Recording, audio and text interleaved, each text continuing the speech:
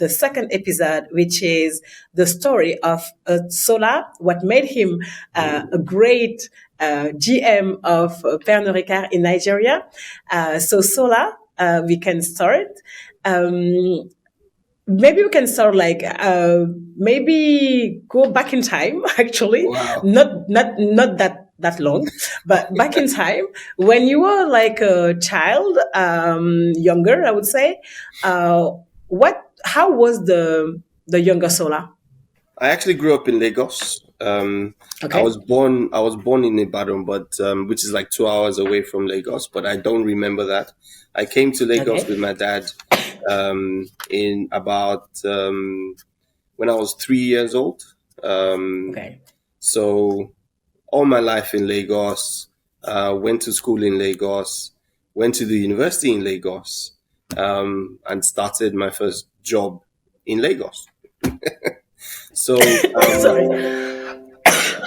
So I pretty much Sorry. lived all my life in Lagos. Um, in terms of what I wanted to be, there was a lot of things. I started out wanting Tell to be a us. doctor, then I wanted to be an engineer, and then I realized that I don't want those anymore. And I remember Why? telling my sister at some point that you know what, I wanted to dress up to work like my dad. My dad used to be an executive. He Okay. worked in one of the biggest conglomerates in Nigeria. So I said I wanted to, you know, dress up, wear a nice tie, take my briefcase. I didn't know what that meant at that time. Just Yeah. take my briefcase and go to work. And to be honest, my biggest inspiration has been my dad.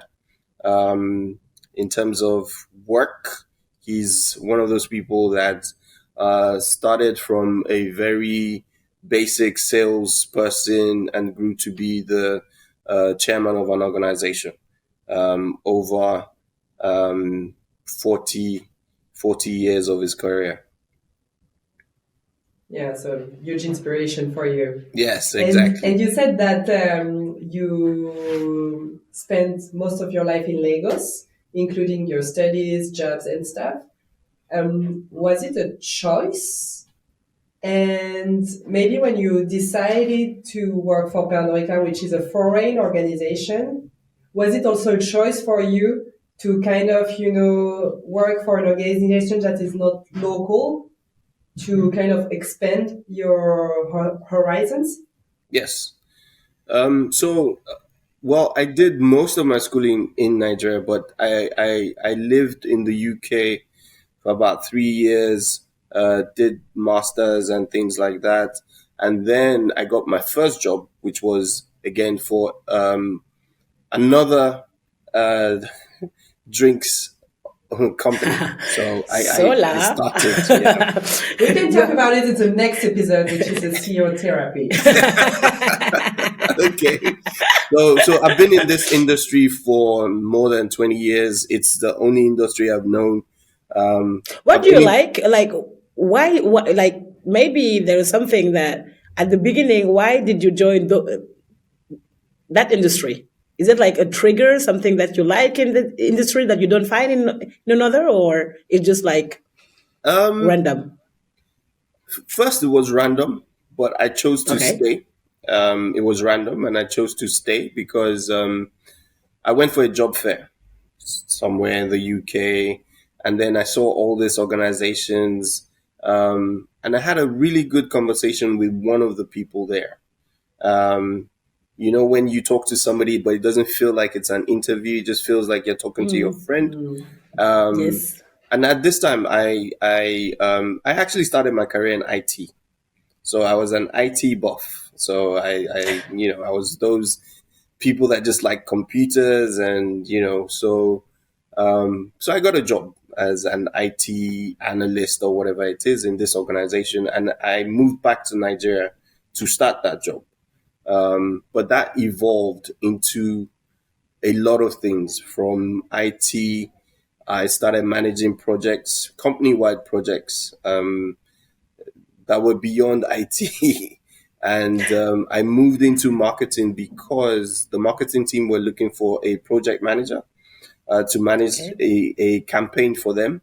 And at that time, IT people were seen to be very good project managers. So one of the guys asked me to help them manage that project.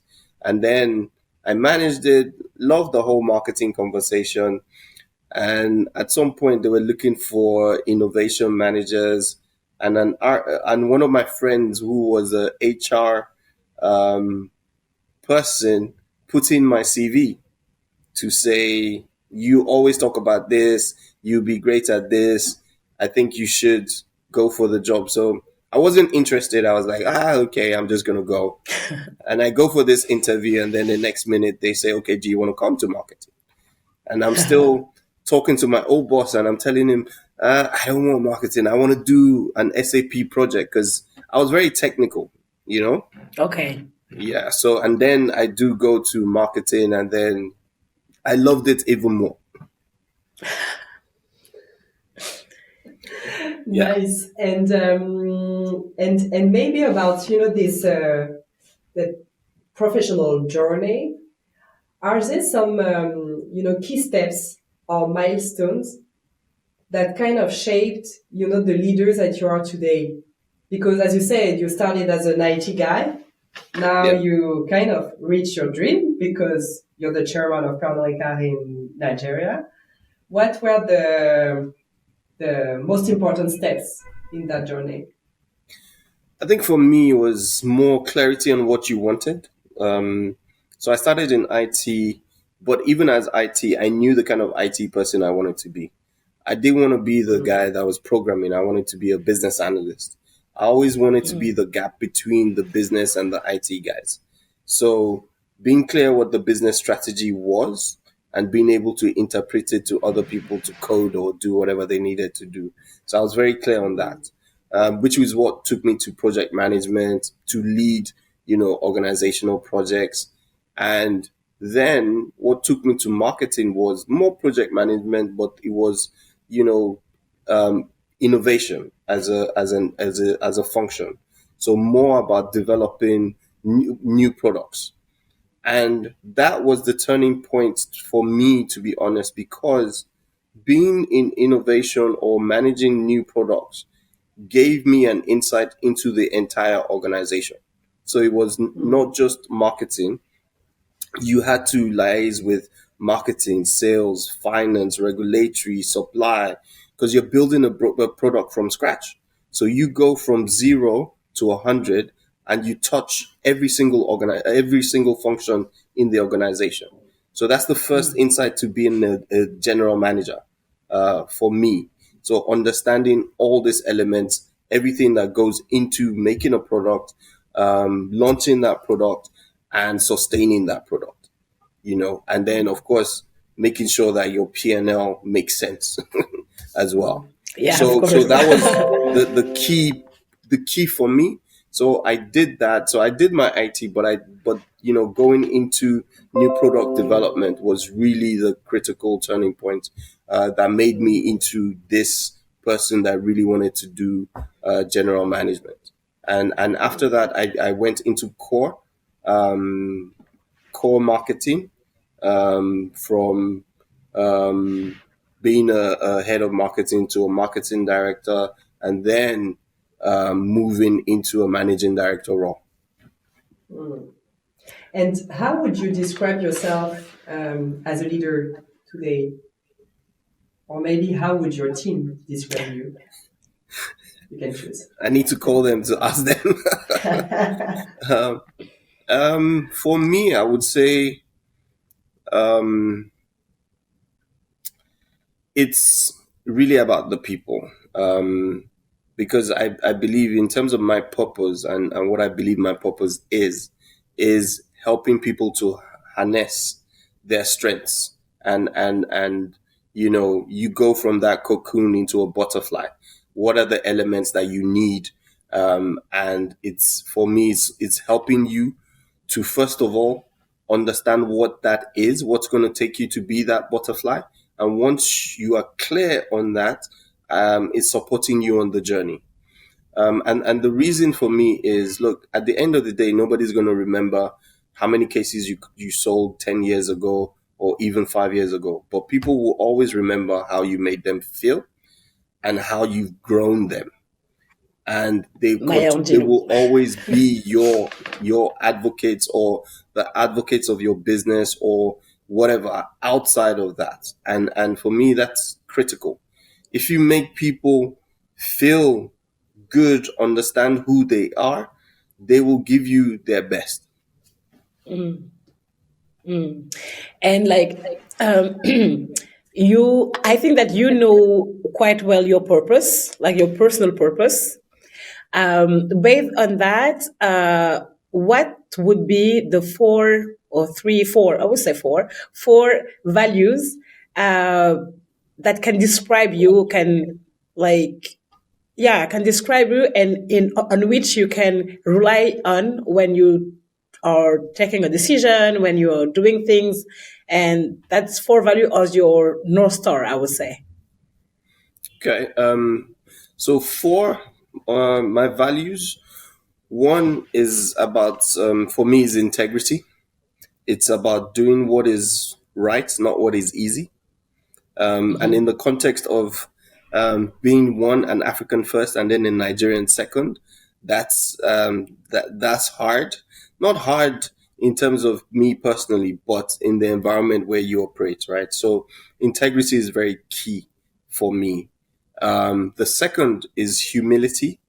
Um, that's basically me in terms of how I grew up. So a lot of the same way I will talk to the security guard is the same way I'll talk to the CEO of the organization. So it's about being authentic. It's about being true to yourself first. So in terms of decisions, it's the same. There's no ambiguity in my decision making. It's about what is best for the business. Um, the third thing is about trust. I need to be able to trust my team.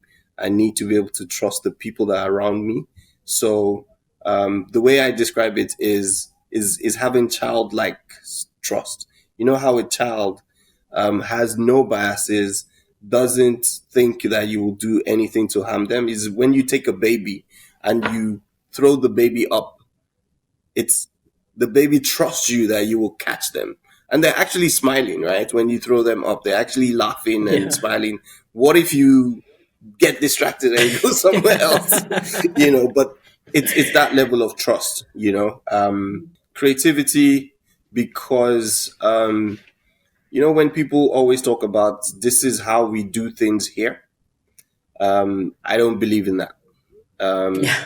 I believe in there's always a different way. There's always a possibility. So we just need to find that possibility. That possibility. So it's endless. You just need to look for it.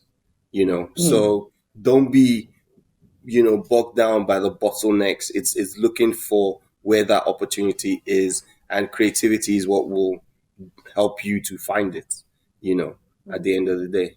How do you think these personal values kind of influence the culture you have at Pernod Ricard in Nigeria? Because you have this global culture from Pernod Ricard, but the kind of quote lead by example. People tend to kind of observe and mimic the leader. So how do you think these personal values influence the way people work at Pernod Ricard in Nigeria? I think it does. I mean, like you said, people kind of look at the leader first. So a lot of people take a cue from you in terms of how you act, what you do, and so when it comes to things like creativity, the team know that we always need to look for interesting new ways to engage our consumers, interesting ways in terms of the kind of activities that we do. So we're always innovating. We're always, looking for what is that next thing that we can do that gives us the impact. So, and they know that that's what I'm looking for. So, I hope that it's inspired a lot of the team, even beyond when I'm here. They continue on that, but at the moment, that's really the kind of atmosphere that we've created across the different teams in terms of how we engage with each other, the kind of conversations that we have. Beyond creativity, when you talk about integrity, ethics is very key for us, in building an ethical environment. It's also one of our global, elements in terms of ethics. So when you look at integrity and ethics, it's basically the same thing. Thank you so much, Sola, for all this insight about what made you the leader of Pernod Ricard in Nigeria. So thank you so much, Sola, and see you in 2 days for the CEO therapy. Thank you.